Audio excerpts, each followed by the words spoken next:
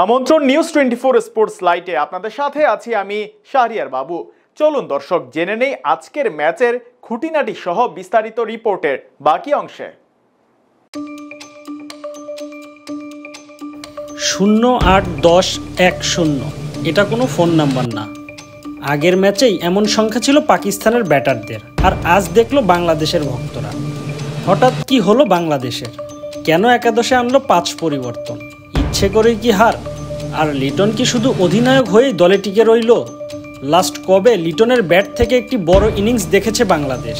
আজকের জয়টা হলে হয়তো বাংলাদেশের র্যাঙ্কিংটা এগিয়ে যেত ক্রিকেট বিশ্বে। আজকের ম্যাচে মিরপুরের সিরিজের আগের 2 ম্যাচ থেকে একেবারেই ভিন্ন চিত্র দেখা গেছে। শুরু থেকেই আগ্রাসী ব্যাটিংয়ের মাধ্যমে ঘুরে দাঁড়ানোর ইঙ্গিত দেয় পাকিস্তান। টস হেরে ব্যাট করতে নেমে শুরুতেই বাংলাদেশি বোলারদের চাপে ফেলে দেয় তারা, যেখানে আগের ম্যাচগুলোতে একের পর এক উইকেট হারিয়ে ধুঁকছিল পাকিস্তান।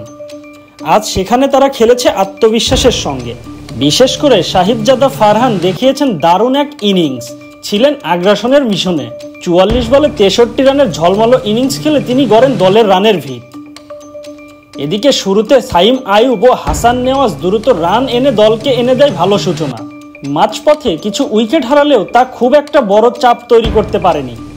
শেষ দিকে মোহাম্মদ নেওয়াজের ক্যামিও ইনিংসে দলের স্কোর নিয়ে যায় 177 রানে।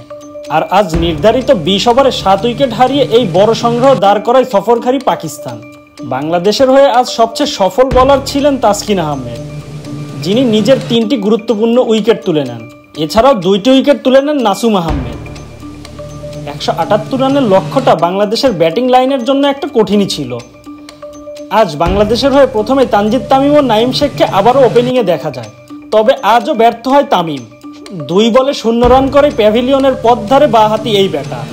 এরপরেই ক্রিজে আসে অধিনায়ক লিটন কুমার দাস। আজও লিটন ব্যর্থ, 8 রান করেই সাজঘরে পথ ধরলেন লিটন। এরপরেও দলে সুযোগ পাচ্ছে অধিনায়ক কোঠায়। লিটনের বিদায়ের পরেই ক্রিজে আসে মেহেদী হাসান মিরাজ। হয়তো দলের হাল ধরতেই তাকে উপরে নামানো হয়, তবে সেটা কাজে লাগাতে পারেনি মেহেদী মিরাজ। মাত্র 10 রান করেই ক্যাচ আউট হয়ে প্যাভিলিয়নের পথ ধরেন মিরাজ। এরপরে একে একে জাকের আলী অনিক, শেখ মাহাদি কেউই পারেনি 22 গজে টিকে থাকতে। আর এতে করে 5 ওভারের ভিতরেই 5 উইকেট হারিয়ে ম্যাচ থেকে ছিটকে যায় টাইগাররা।